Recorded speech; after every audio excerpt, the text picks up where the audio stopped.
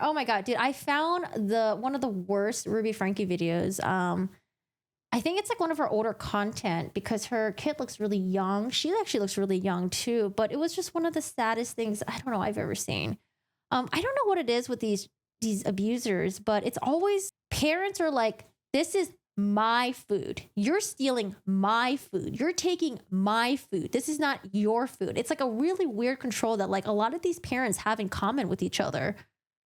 And it's always about food, food, food, food. And it's very interesting because a lot of these parents don't really have anything in common. It's like people of different ages, different race, different like income, backgrounds, and stuff like that. But it's like, I feel like it always centers around with like food, like telling the children, this is my food. And if you take food from the refrigerator, you're stealing from me. And I don't know, I just always thought that was just so weird. When you hear or see someone controlling the food, those are red flags, especially when you're telling them that it's my food. This is mine. This is not yours. That's so weird to me. Video that I found that was posted on the 8 Passengers Reddit. It was just so sad. The way that she was talking to her kid, I think it was 3 years old at the time.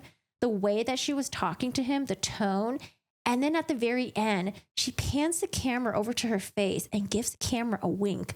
When you can visibly tell this child just looks really upset and just really fucking hungry. I don't know. It was just so, I don't know. It's just so sad.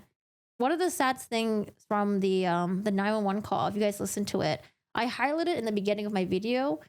It was when the 12-year-old said to the neighbor that it was essentially his fault for being tied up, I guess. That's just really sad because you can just tell how deeply programmed that child's mind is, where it's like, oh, like I'm hungry. I'm, bound like this. I have these wounds and it's because it's my fault. It's just really sad. I just want to start. We haven't spoken about it. What are your initial thoughts when you heard about this case? As a father of 2 kids, 11 and 12 years old, it really makes my blood boil. I just did a service trip with 23 12-year-old boys and girls. So I've had a firsthand look at how innocent they still are. And the thought. What's a service trip? Of this boy and then his sister being emaciated and it's like a church thing. It really shocks the conscience. It really does. And I think there's such an incredible interest in this case. If it was just an abuse case in and of itself, a mom of 6 doing this, what she's accused of, but the fact that she was this YouTuber and people were suspecting it for a while and were invested in the case. A thing or two about high-profile cases, and I'm going to give you an example. Now, apparently, Child Protection Services was called before 2020. I think 2020 was when the big boom of all the like YouTube channels and content creators, when they were covering 8 Passengers and the potential abuse that was going on behind closed doors. I don't know. Maybe like before 2020, maybe there were like some people here and there might have maybe called them out. But I think like the major event was in 2020. It was when that video came out. It was called like, "What We Haven't Told You." And then people realized that one of the sons was sleeping on a beanbag chair for like 7 months. They didn't have a bed to sleep on, was like even sleeping on the floor at times maybe. And then when the other kids were on camera, having their camera pointed at them in a very awkward manner, but having the camera pointed at them and they're just basically saying that like, "Oh, we have no friends. We're lonely." And like one of the boys was saying that like he was really sad because he wasn't going to get anything for summer. And, summertime is one of the best times for kids because school is out, you get to have fun, you get to enjoy the summer, you get to enjoy the nice weather. And I don't know, just seeing those kids on the camera was just really sad. And just having the mom pan between all the kids and just kind of like, I don't know, it was just so sad. Neighbors were even calling them out. Yeah, yep. Because, I feel like people usually try to mind their own business, but when something's happening, there's some fuckery behind the closed doors. I don't know. I feel like for the most part, people try to mind their own business, but there must have been some real shady stuff happening that prompted them to call Child Protection Services. But anyways, in an article that I found, Child Protection Services was called back in like 2018 and like maybe 2019 or something. So maybe there were some other things that were going on, but the huge boom was probably 2020 when a bunch of content creators were calling them out. Here. So as of right now, Frank. Oh, also what I want to add is that I know that Ruby Franke's neighbors were, really concerned and calling the police and stuff like that. But what I think is interesting was in the 911 call, it was Jody Hildebrandt's Jody Hildebrandt's neighbor, who said things like, oh, I knew she's a bad lady, I just didn't know how bad, or oh, there's always like, bad things going on in the house. I wonder what he was talking about, because Ruby Franke, all her stuff was kind of like aired out. A lot of people were covering it. But with Jody Hildebrandt, what was it in their small community that they knew about her? Franke and Hildebrandt, they're continued to be held without bail following a hearing from last week. That hearing was delayed when the Zoom link was circulated, I believe, on TikTok, and over 1,000 people tried to join this hearing, caused absolute chaos, huge technical problem. It delayed it. The live stream was shut off. Just walk me through why you think there's so much interest in this kind of case. Well, I think you have. When the youngest was roaming in the streets and the mother wasn't home for a while. Yeah, that was the neighbors in Ruby Franke's neighborhood. But Jody Hildebrandt, I wonder if there's been CPS ever called to her house, her residence before. A person who is obviously very popular on social media. She's very physically attractive. You can see, how this would generate interest. You also have the sensational allegations and, 6 children being abused. So I think it's natural that there would be a lot of attention to this. And frankly, I would think there'd be a lot of outrage as well. Is that a good thing or a bad thing for the prosecution of Franke and Hildebrandt that the public is so invested in this? The food thing is so hypocritical. One child is punished for not bringing lunch to school, and then another child being punished for getting food from the fridge from themselves. Hopefully it won't impact the prosecution at all. I mean, I think they really should play it by the book. In other words, just treat her the way they would treat any other mother who was accused of abusing 6 children. And hopefully they will do that. I know as a practical matter, it's impossible to just close your eyes and pretend the cameras aren't there. But as much as you can do that, I think the better off you are, because if you start playing to the cameras or start thinking too much about the media, I think you're going to take your eye off the ball. I mean, Novak Djokovic said yesterday, after he won his 24th Grand Slam, that in the last 24 hours before the match, tennis? He asked his wife and his family and his supporters not to talk about how much attention there would be to this. And I think the prosecutors should take a leaf from that book. That's a good point. That's a really good point. On another point, they might be saying the more people know about this, maybe they can bring out further evidence that they didn't have, allegations, things like that. And I think that's important. Yeah, and I think like the internet has tried to compile a bunch of evidence that maybe they can use against Ruby Franke. I know that Sherry Franke made a post talking about like they're trying to build a case or something like that. Please send anything you might have. Because I know the YouTube channel was deleted, but good thing that a lot of content creators was, reacting to some of their content, and that could be forever immortalized into the, on YouTube or online forever. But I know all the videos are like gone. I wonder if there's a way for YouTube to get all those videos back, maybe like in a subpoena or something. Yeah, right. I think that's going to be important as well. The fact that, oh my goodness, look what came to light. Now someone might feel comfortable coming forward and saying, let me tell you what I saw or heard. That's a great point, Jesse. We have a case right now where the plaintiff had filed as John Doe, and the first thing we did was move the court to identify him. And the moment the court identified him and made him disclose his name, we were inundated with information about this plaintiff, which was very helpful. Now that's a civil case. Obviously, it's very different, but right. I think it would apply even more so, as you said, to a criminal case. I have to ask you about. I wonder how other inmates are perceiving her. There was like an inmate roster that we found that I found on Reddit. I think Ruby Franke's like in like the medical unit or something. Oh no, she's been transferred to whatever D hold is. What about Hildebrandt? Hildebrandt. ION observation A.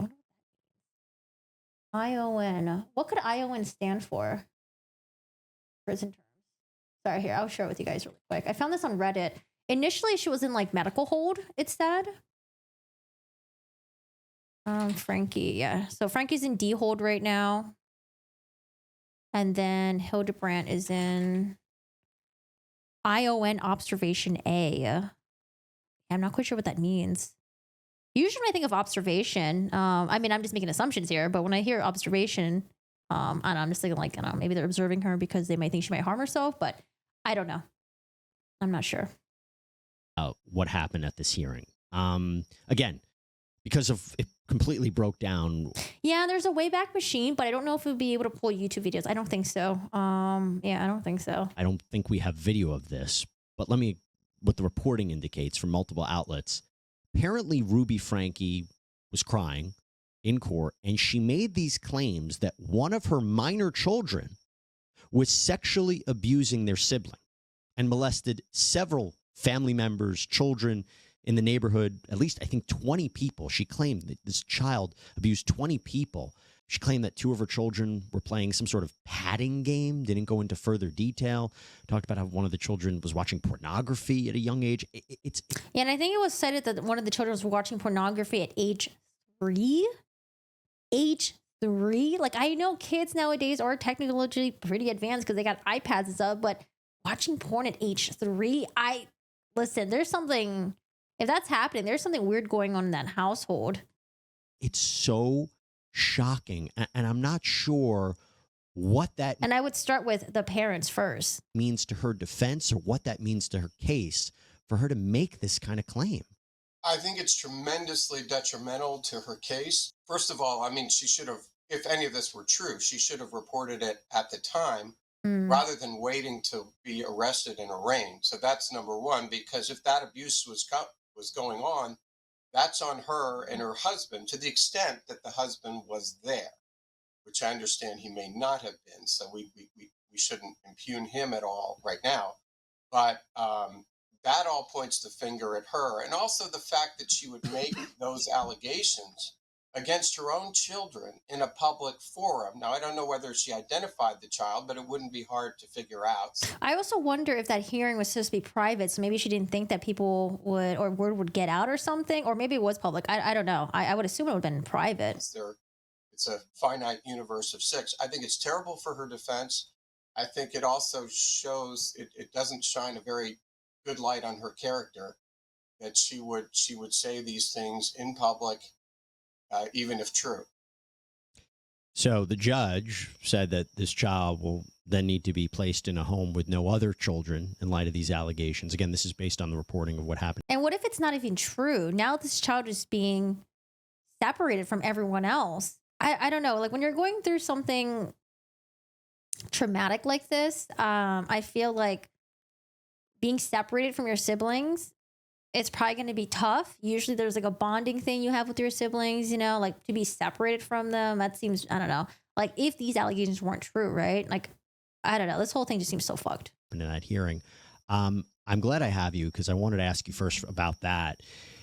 If this is totally false and this is just a wild, outlandish claim, could a minor child have a legal action against a parent like this? Yes, I think so. And I think the cause of action would be stayed until that child hits adulthood. So I don't think the not to be too technical about this, but I think the child does not have to move. The prison needs to withhold food from them with the alacrity that anybody else, that an adult would have to move. I think there's a legal presumption that allows him to go to adulthood before the statute of limitations clock begins to run. But yes, I absolutely do think the child has a cause of action against the mother for defamation and for, could be, physical battery and all kinds of other civil versions of the criminal charges that have been filed. Yeah, before I even get to my next point, I guess in terms of the victims in this case, there's the criminal aspect, but we always know that there's also a civil aspect. Do you anticipate that is something we should be on the lookout? Children suing Ruby Franke for this alleged abuse? Absolutely. And again, I think they have the luxury, although luxury may not be. Wasn't there a child that grew up at some point and she was forced to be part of this like YouTube family channel with her mom and stuff like that? Didn't she end up suing her mom? I remember there was something going on with that. I forgot who covered it. You guess what I'm talking about? Not be the right word, but they have the luxury of waiting. Hmm. I mean, oftentimes, as you know, Maybe it wasn't a lawsuit. Maybe they were trying to bring in a bill or something against these like YouTube family channels to protect kids. Oh man, I don't remember. people wait until the criminal case has been fully adjudicated before filing the civil action, or they try to stay the statute of limitations. Here, they won't have that issue. But yeah, absolutely. I would anticipate a civil action by the children. But then you get into the issue of, what type of recovery is possible and what kind of assets is Frankie going to have at the end of the day. I know she's a YouTube celebrity, but I think the cost of her criminal defense is going to be such. I don't know what kind of assets she's going to have to satisfy a judgment. Oh, I just realized there's a picture of him and Johnny Depp hugging in the background. Can you guys see that? Oh, I just saw it. I was like, who is that? And remember, I said alleged because I'm very curious to see what can be proven. And this is one of the reasons I really wanted to talk to you, Ben, because I am bothered by something. I'm bothered by the fact that people for a while suspected that Frankie was up to no good. Mm-hmm. There was a change.org petition set up where people signed to have Frankie investigated for Yep, and that was back in 2020. They set that up after that video surfaced with, the son sleeping on the beanbag for about like 7 months. And I think, I don't know, CPS, I'll just call it CPS, showed up at their door and they, Kevin Frankie did an interview with some article boasting about like, oh, how they came in unannounced and 2 of my daughters were baking cake. Hardly the type of abuse that would be going on. They were so embarrassed they showed up, even though, there's nothing going on. And it's not like one of my son, Chad, is like tied up in the basement somewhere. Like, I don't know. It's just so. allegations of child abuse. They wanted Child Protective Services to get involved. There was criticism of her online. People were making comments about her. She responded to those comments. Police were called to the home last year after they received reports over the well-being of the kids. In fact, Sherry... Like, I wonder if Kevin was just like the bystander and maybe Frankie was the one, Ruby Frankie was the one that took the reins. Maybe Kevin Frankie was just a bystander. Maybe he let her dictate everything. I wonder if that's true. I wonder if he regrets it now. Frankie, Ruby's daughter, called police to alert them that the kids had been left home alone for, I think it was 5 days. This happened back in September of 2022. Mm-hmm. So you have all these people. Yeah, because neighbors told her, like, hey, Sherry, like, your mom's been gone for a couple of days and 2 of your siblings have just been running around like the streets, like, unsupervised. What's going on? And so she was concerned, and she also called the cops as well, and the cops went. And I think at that point, though, the cops said that they tried to knock on the door. They saw the kids through the window. No one answered the door. And I think they even saw the kids were on the phone. So maybe the kids were like panicking, like, oh my God, let's call mom and ask mom what to do. Like, mom, the cops are here. Mom's probably like, oh, don't answer the door. That's what I'm assuming.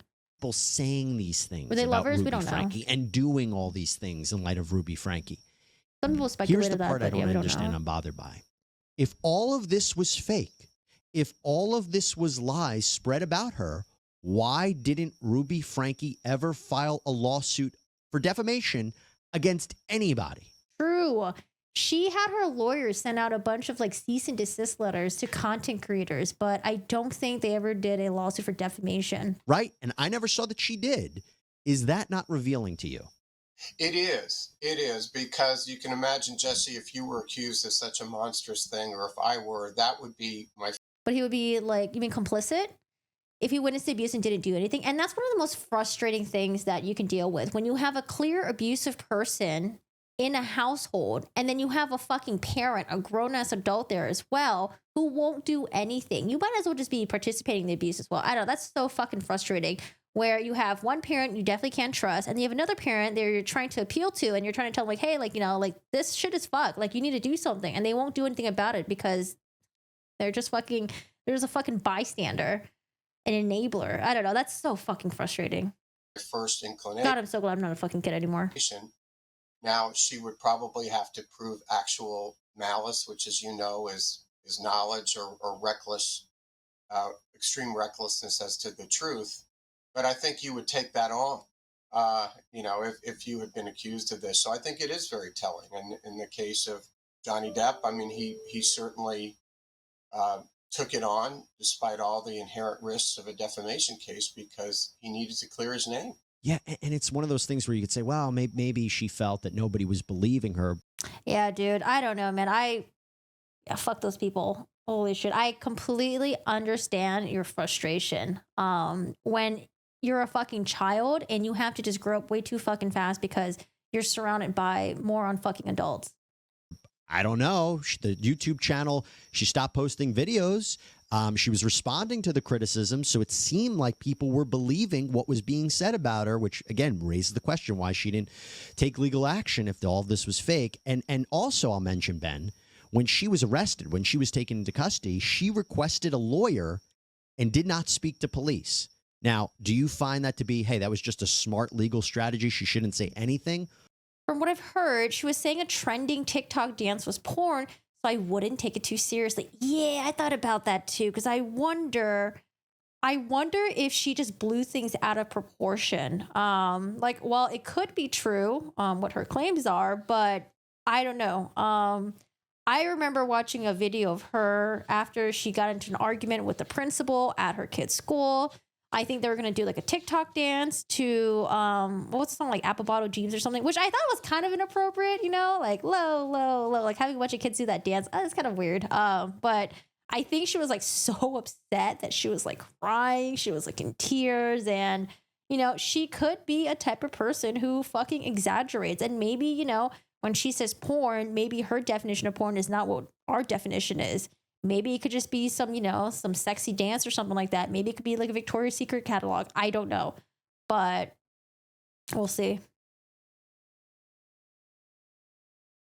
Or is it suspicious? Because again, if she really had nothing to do with this and she's arrested, she could have easily said, wait a second. My kids are abused. What are you talking about? Are they okay? She chose not to say anything and lawyered up. Your thoughts?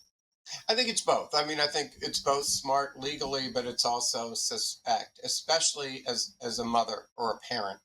I think your first concern would be the well-being of the child, and once you were satisfied that your 12-year-old, was in safe hands, your concern would be to clear your name and to find out exactly what happened. So yes, I do find it suspicious. So it's not something that the jury will hear. Mm-hmm.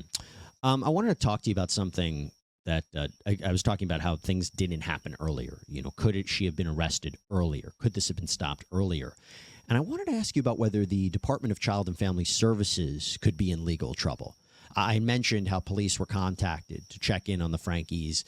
Police Lieutenant Warren Foster told NBC News that police made several attempts to follow up what was going on. He said that there were inquiries from the DCFS. DCFS yielded no results. Apparently, they were called to the House in 2020.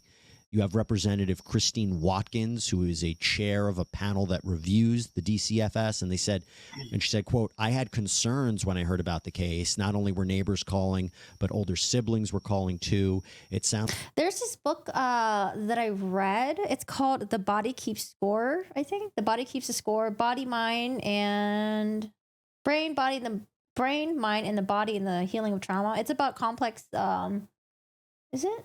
CPTSD. I think this is the one. Body Keeps Score. I think so. It was a pretty interesting read. I read it for free with my little Libby app that I have. It's like a library thing where you can access books digitally and not have to pick them up physically.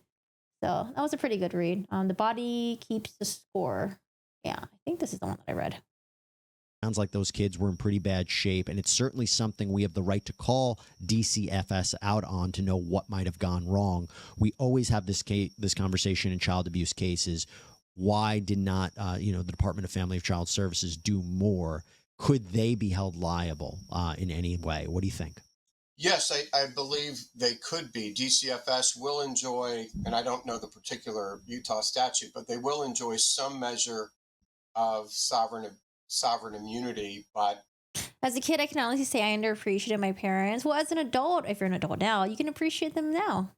So I don't know. I mean, you're just a kid. You know anything, It should not be impossible to sue them. I've had cases where we've sued government entities, state government entities, and you have to navigate around the immunity issues.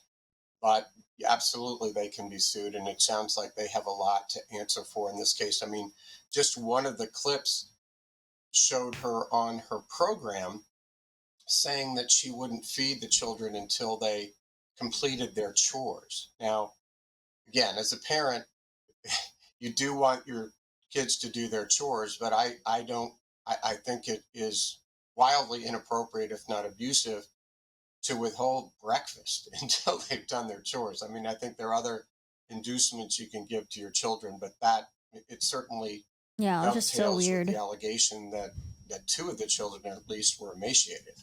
Yeah, just to follow up on that, I think there was one video where she's telling her son that they would lose the privilege to eat dinner if the child continued play fighting. There's another video where she said, The parents used to do this back in the day, like back in the day, like maybe like our parents, like when our parents were kids, or like when our grandparents were kids. Like, was this actually something that they did back in the day? I know that like my mom's age, or like my mom's era, grandparents' era, even like when I was a kid, spanking was like a huge thing. Spanking was implemented, but I've never had food withheld before, ever. No matter how, how much I pissed off my mom as a kid, or my siblings, like we got spanked, but never had food withheld. I think the only thing that would have been with food was if we were too picky and we're like, oh, I don't want to eat that. Well, my mom wouldn't accommodate us. It'd be like, okay, well, let me get you some McDonald's, honey. No, fuck that. It's like, if you didn't eat this, you didn't fucking eat it. It's on you. So that's what I had. That's what I grew up with. But it wasn't like, oh, you can't eat this because, X, Y, and Z. Being sent to bed without supper was oh my gosh, I've seen that in movies before. Being sent to bed without supper. Okay, go to bed without supper was a thing. So maybe this was something that was like implemented on her when she was a kid. Maybe her parents was really strict. And this is just something that she just kind of, decided to utilize on her own kids. We had chores, we got spank, we got sent to bed without dinner for misbehaving, but not regular thing. Maybe, dessert. Yeah, I could see the dessert thing. I think the dessert thing will be okay, where it's like, okay, well, no dessert for you. Okay. I was started with like no ice cream, but that's it. I feel like my generation, not quite enough to be millennials, where people really started to speak out against, spanking. said that her 6-year-old needed to go hungry after forgetting to take her lunch to school. I imagine it's videos like that that could be a key piece of evidence in a future prosecution against her. We talked about her husband, Kevin Franke. He hasn't been arrested. He has a lawyer, and his lawyer appeared on Good Morning America and claimed that Kevin, had no role in the alleged abuse of these children, that Kevin and Ruby have been living separately for 13 months. I'm curious in his position. Okay, so I don't know if maybe Kevin's so we have quotes from Kevin's attorney, and Kevin's attorney has also quoted Kevin as well. And all the quotes that I've seen, maybe just the ones that I've seen, but the ones that I've seen so far are just, oh, I'm not involved, I'm not guilty. And then it's like, oh, Kevin is such a good guy, he would never do this, blah, blah, blah. But none of the quotes that I saw were quotes from Kevin saying, oh my God, I'm so worried about my kids. I can't believe this happened. Ruby's such a horrible person, or like, I'm concerned for my children. Like, I don't know. I didn't see any of those quotes, but I just don't know if maybe those quotes just didn't make it to the articles that I read. I haven't seen the video interviews or anything like that. But I just thought it was kind of weird that the first quotes that you saw from Kevin and his attorney, it wasn't like, oh, I'm worried for my children, or this is like heinous, this is disgusting, I can't believe this happened. It was just like, oh, I'm not involved. And oh my God, Kevin's such a good guy. But yeah, it could just be from the quotes. Maybe the articles just didn't report on those, but I feel like they would have. But anyways, in many movies from the 80s, they show parents punish their children without having dinner. So here in the country, we think that it's normal in your country. So it turns out it's not. She would say, if you want your own space and things, get your own space and things. This is my space. Oh, I did remember hearing something like that. Yeah. Yeah, where I've seen Jody Hildebrandt preach about this too, where it's like, we are the adults here. We're not supposed to trust our children. We're not supposed to trust our daughter. If anything, we're supposed to, what was the term that she used? It's when you're like constantly criticizing them, but not the word criticism. It's a different word that she used. And essentially saying like, the parents are in control. This is your house. This is your I don't know. And the kids are just like accessories to it. I don't know. Like, the way they wore it is just really, really, really weird. Man, I wish I had that footage on hand. Not demean. What was the word that they used? Scrutinize. Yeah. Where it's like, you are not supposed to trust your child. You're not supposed to trust them. You're supposed to scrutinize them. Because you know how sometimes when like kids grow up, they're teenagers, they want their space, they want their privacy. And it was something about like how you don't get privacy in this house. I know everything. I know every single little bit. And it was like, you don't have your own privacy. You don't have your own personal space. This is my house. It's not until you grow up that you can have all of that. It was like something like that. Where I was just like, damn, that's fucking wild. Because, you know, when you're a teenager, yeah, like, you know, I think what it should be is you should have a good enough relationship with your teen to hopefully have like an open communication, right? That's what you want to go for. But the way that they were doing it was like in a very dictator fashion where it was like all about control. It was all about these like manipulation. I don't know. That seems so fucked. What he might be looking out for in terms of comments that are made about him, if people are falsely accusing him of abuse. But at the same time, I wonder if people are thinking, well, if this is a pattern of abuse of these kids that was going on for quite some time, A, would he be a witness? Or B, could he potentially be criminally charged? And so his position right now. And what I don't trust about these like family YouTube channels, I know it can be frustrating sometimes to create content, but like what if you're creating content and then your kids aren't doing or reacting the way that you want them to react, you know? Or like the video didn't get as much views. Like, does she take him out on the kids? I don't know. I could totally see people doing that. I'm very curious legally, where do you think it stands? Yeah, he is in a tricky position, and a lot of it, as you suggested, Jesse, is going to go to the physical evidence. I believe with the 12-year-old who escaped through the window and got to the neighbors, that there was evidence of there were a lot of sores, and it would be interesting to get the medical reports from the doctors to see whether there are any scars and how they can date back the injuries, because if there was evidence of physical injuries before the 13 months, you know, beyond the last 13 months, then he's got a lot of explaining to do. You can't let your spouse abuse your children. So, again, as you said, we have to be careful. We don't know that happened. We don't know that the abuse went back further, but that's going to be a crucial issue for the police. And also with the amount of control and manipulation that's like exerted on these kids, how can they transition into the real world? Especially if you're like isolated, you don't have, you know, you're not really having friends, teenager. Like, I don't know when the isolation stuff started beginning.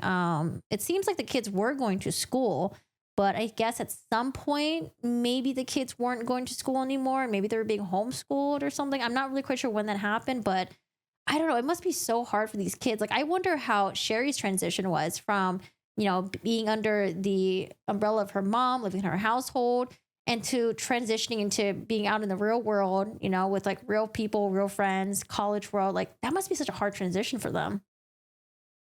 And will be a crucial issue.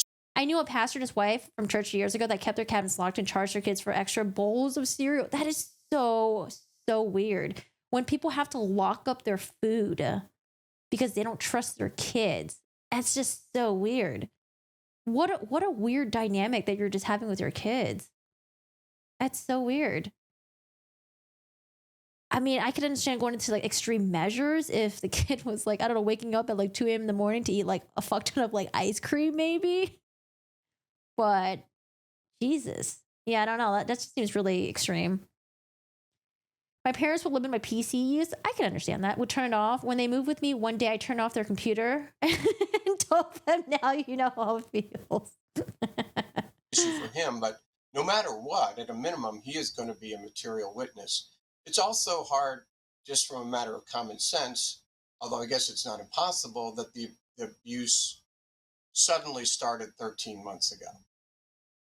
I'm sure he's seen the children in that time and spoken to Ruby Franke. And so if he knew something, that's where the questions begin. But again, he has not been criminally charged with anything.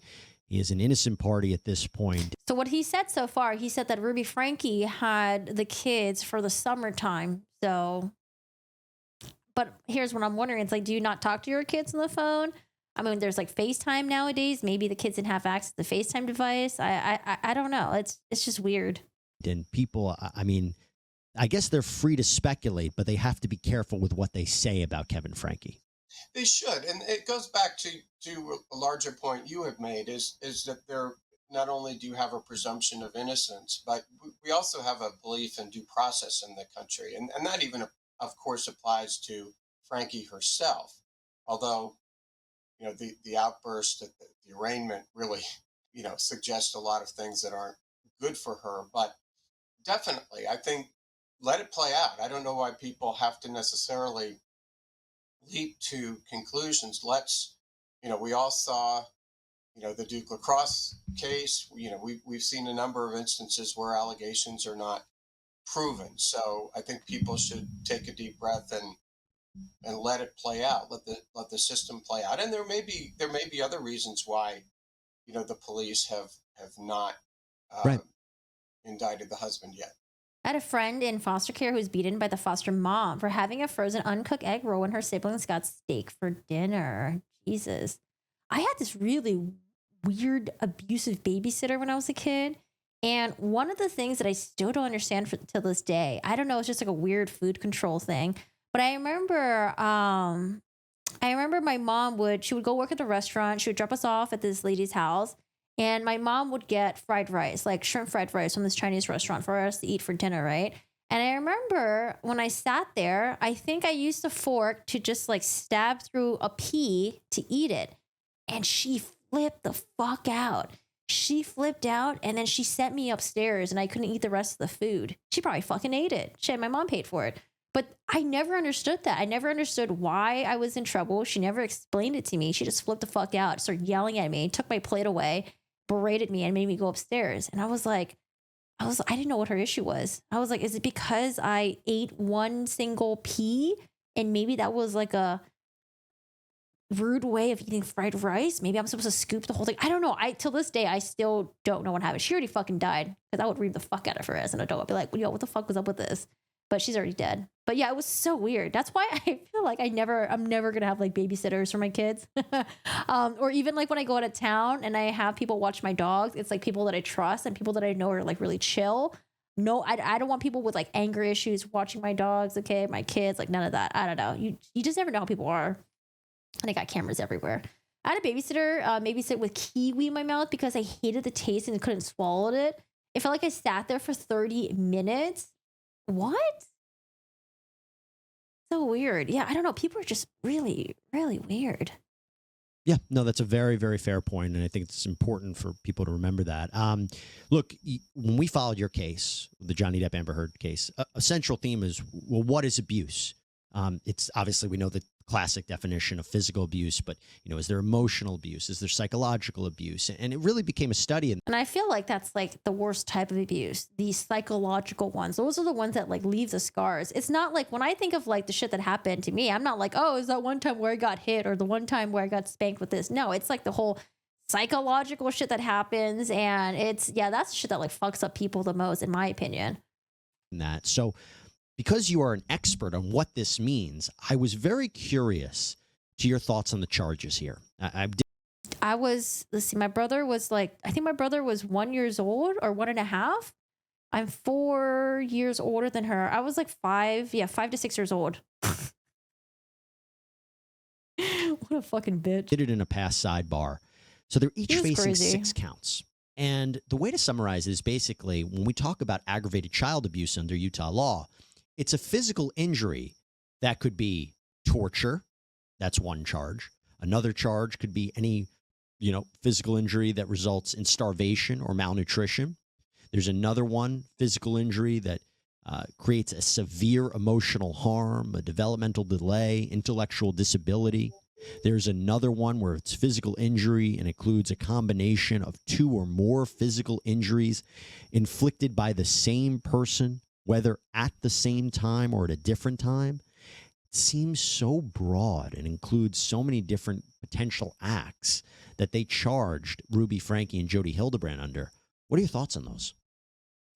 Yeah, I think when people initially saw the 6 charges, they probably just thought of like, oh, maybe like 6 charges for the 6 kids. But if you look at the charges are actually kind of a little bit different. It was like there was a charge for like physical abuse or something, a charge for oh, what was it? Like there was two of the charges were the same.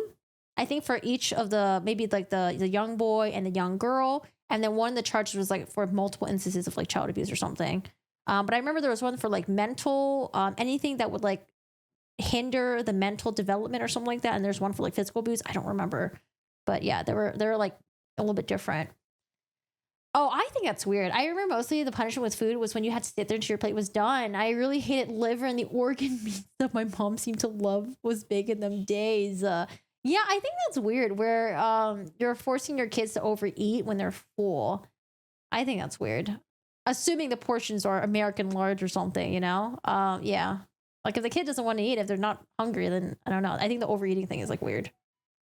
Well, I think you have to make. I think there's a sharp distinction to be made between adults and children. So it's one thing if you were to berate me or make horrible statements about me, which I hope you wouldn't, I would because never. I would never. I have the highest respect for you. But that would have one impact. But it's quite another if it's an adult to a child. I mean, so a physical abuse, everybody would agree, whether it's an adult or a child, that is abuse. That is, and it can be civil and criminal.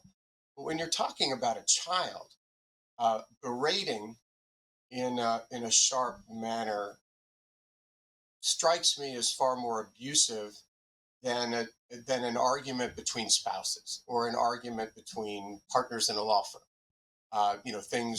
Things can get heated without being abusive. But and then you multiply that by several factors when you're talking about a parent.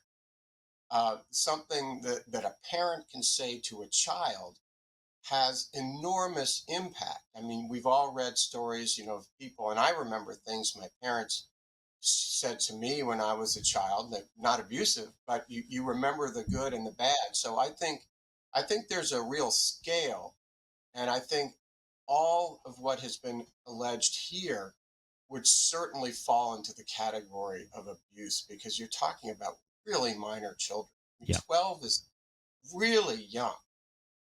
Those 10, kids are not mature emotionally. And 10 and when a 12, parent, the two victims. it's Yeah. just, it's beyond belief. And again, going back to the presumption of innocence, he has that, but the allegations here all would seem to justify the 6 indictments. Yeah, I mean, and when you think about it, and you said it, you're dealing with such a defenseless victim, a vulnerable victim who's in the care and the custody of another, and it becomes very tough to defend, which is what I want to end our conversation on.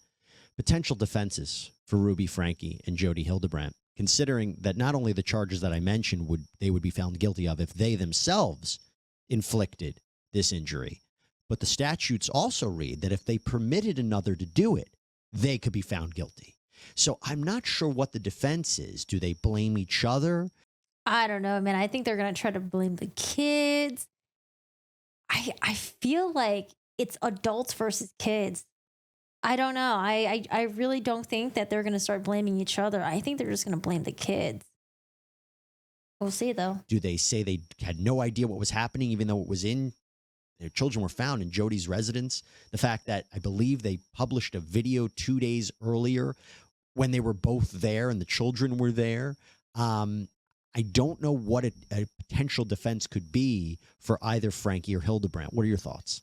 I totally agree. And to the extent that one of them tried. That's Jody Hildebrandt's residence, right? 'Cause I saw that like where she lived in Santa Clara Ivans, I think it's called. I think I saw that it was pretty close to Vegas actually. Tries to go down the road, especially Frankie, that, oh, gee, I don't know what was happening at Hildebrandt's house.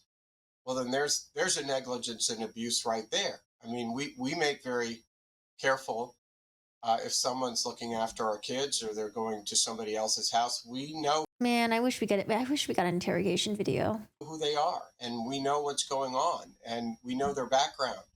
So I think you're right. I think she's in a real I think Franke is in a real trick box in terms of defenses, and Hildebrandt certainly is as well. I think she may go down the route, or they may consider going down the route of some kind of mental defect. Maybe arguing something about the breakup of her marriage or the separation. But that goes back to the point of when the abuse began. I don't think most people begin abusing their children just because they get separated or divorced. I mean, that wouldn't be an excuse anyway, but Yeah. they have to look for something like that, because otherwise I think these are just, I think all jurors would really empathize with kids at these age. And what really struck me, and I'm sorry for going on too long, There's quite a bit about Kevin in there. Oh, what about Kevin, Alexandra? The only Daily Mail article I saw was the one that a lot of people were talking about, where apparently there was like a Thursday hearing, and then Ruby was alleging that there was some things going on with her kids. Yeah. is the 12-year-old saying it was my fault. Mm.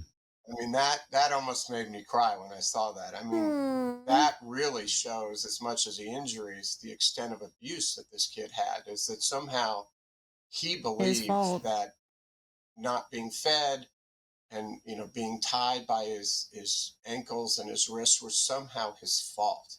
And that, because remember, the neighbor in the 911 call was asking the kid, like, "Hey, like, why is there tape on you? Like, what's going on?" And then the kid responds saying, "There's nothing got going on with us," because the neighbor was trying to figure out, like, "Hey, like, who did this to you? Was it your mom? Was it your dad? Who did this to you?" And the kid really wouldn't say, right? that's just heartbreaking. The whole case is incredibly heartbreaking to think about, and we're going to probably learn a lot right, more Alexandra? Yeah. as it continues through the system. Ben Chu, always great to have you on. Great. All right, so that's Ben Chu. This is something that I found on Reddit, and this is just one of the, I think it's the saddest video that I've seen so far of the Ruby Franke stuff, and there's a lot of sad videos out there. I'm sure there's even more sad ones, but I just thought this was just so sad, and the way that she acts in here, it's just so gross. Oh my god. Do you guys remember Amy's baking cafe or whatever? Remember, you guys ever watched the Gordon Ramsay Kitchen Nightmares? He goes to like this Amy's baking cafe with like her and her husband. They run it, and they're just like crazy batshit people. Probably one of the worst episodes I've ever seen before. She kind of looks like Amy in this one. Because I remember Amy would have like this blonde hair. You know, she was like pretty, but like she would have like horrible makeup. I don't know. She kind of looks like Amy in this one. Oh, yeah. Your adult boys and you live, have a good relationship. We still live on, the same property. That's nice. Feel free to post in the Discord if you like. Discord link is here. We have a true crime section. Feel free to post any of the true crime stuff in there. But yeah, this is like one of the sad videos. So it says 3-year-old R gets caught stealing food. I found this video that I haven't seen circulating. I have the original without the blurring. I can edit, but I don't know how to add the video. Okay. It's just so sad. You cannot just get into the cupboard and take yogurt and crackers. You can't come in the... Hold on, let me make the audio louder. You cannot just get into the cupboard and take yogurt and crackers. You can't come in the kitchen and take whatever. And like I said, it's just yogurt. It's crackers. It's not like he's going through the kitchen and taking like a McDonald's hamburger and like some chicken nuggets. Like this is just wild to me. Yogurt, crackers, really? You can't come in the kitchen and take whatever you want, whenever you want. Are you hungry? Yeah. And like the son's response, like he's not even saying anything. He's just kind of like making noise, like okay. And she pans the camera to him, asks this really awkward question. And what really upsets me the most is her demeanor at the end of the video. Just watch. Maybe I should just watch this whole thing uninterrupted. Okay, I'll shut the fuck up. Uninterrupted. You cannot just get into the cupboard and take yogurt and crackers. You can't come in the kitchen and take whatever you want, whenever you want. Are you hungry? Yeah. Are you growing, boy? Is that why you keep getting into the kitchen?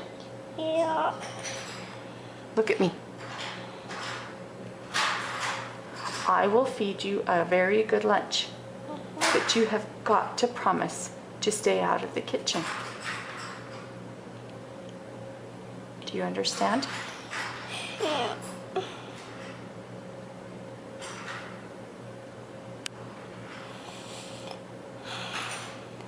Lunch is in 1 hour.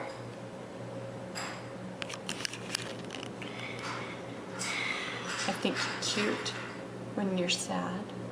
No. I don't know. There's just so much wrong here. There's just so much going on. So I thought maybe she was like genuinely upset at him.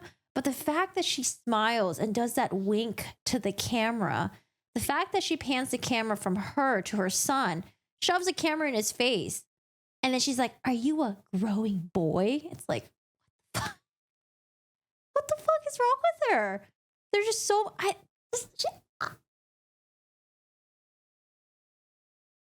and she looks really young here. I'm assuming this 3-year-old might be the 12-year-old that was found wandering in the neighborhood, knocking the neighbor's door with duct tape and the wounds on him. So I think it might be the same son. Jesus, like this is like what, 9 years ago. This is crazy. You cannot just get into the cupboard and take yogurt and crackers. You can't come in the kitchen and take whatever you want, whenever you want.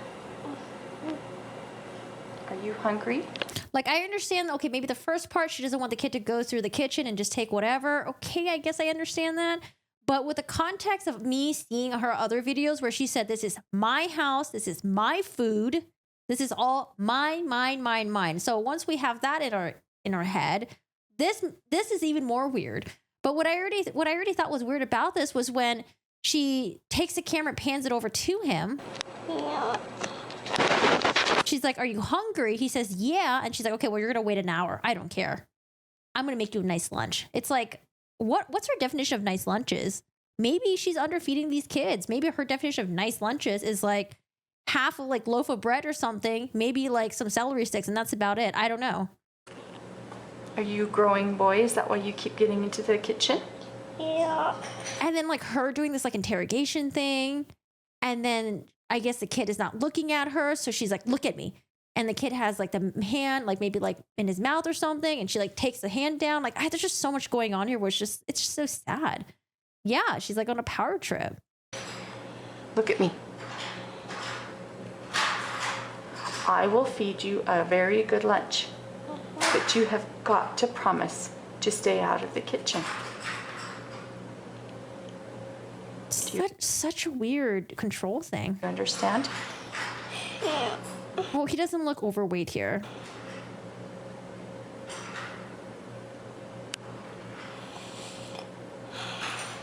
The kid's like sighing. And then I don't know, what really upsets me is when she turns the camera back towards her, she smiles and does a wink thing, like she's just fucking with him at this point.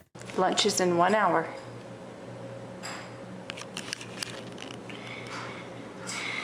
I think you're cute when you're sad. And I don't know why I don't know, maybe she's trying to like please the viewers who are watching this by saying, "I think you're cute when you're sad." So essentially maybe telling the child that like, "Hey, when you're sad, it's not a bad thing. It's a cute thing. So maybe you should be more sad more often." You know, I think it's why there's just so much going on. Why say all this? If she said that like, "Oh, I think it's cute when you're sad because maybe, you know, the kid came up to her and asked to open like Christmas presents." She's like, "Oh, it's not Christmas yet." And the kid gets sad. And she's like, "Oh, I think it's cute when you're sad." You know, maybe in that tone. But the fact that like the kid is hungry, trying to get food, and she's telling the kid, "Oh, I think it's cute when you're sad." Basically telling the kid like, "Hey, being sad is, you know, it's going to be accepted here." Like, I don't know. This video is just so weird. So weird. Amy's Baking Company, she was in Scottsdale, Arizona. She was also on Dr. Phil complaining how Ramsey mistreated her. Her and her husband are batshit crazy. Maybe the edits make them look really bad, but I don't know. I think they were just batshit crazy. None of my 5 were overweight. I fed them when it was time, gave snacks. And it's also probably like if your kids are overweight, it's probably the type of food that they're eating. Maybe the portions. But honestly, like if you want to do portion, you could probably give them like some like healthy stuff and they can eat a lot of it. But it's probably like maybe you're giving them like fast foods, you know, things with like a lot of like high fatty contents. Maybe like, you know, like make the McDonald's often and all that. I can't watch if there's a jury trial. I'm glad I won't be on jury. I would not want to watch any of the videos. Yeah, it's really sad. There's so many of them. I think there's a lot of people that are reposting videos on TikTok, on YouTube of like all the deleted footages and stuff like that. But like I found this and I just thought it was really, really fucking sad. So sad.